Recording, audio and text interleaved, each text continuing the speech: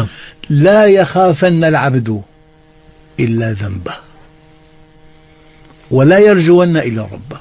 مهما كان صديقك قوي، بعرف شخص يعني له صديق قام صار وزير، بدأ بتحب يحل لي كل مشاكلي، ذهب لعنده ما قال له تفضل عود.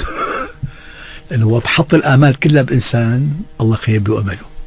هذا الشرك الخفي سيدي، أن تتجه إلى غير الله، أن تثق بغير الله، لا أن تعتمد على غير نصر الله لك. لكن سيدنا إذا الإنسان كان عنده هذا الخوف الفطري للمجهول اللي موجود فيما تحمله الأيام القادمة، هذا خوف لا يتنافى مع الإيمان. الخوف حالي،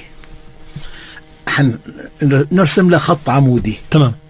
في على الخط العمودي إشارتين حمراوتين، دنيا وعليا.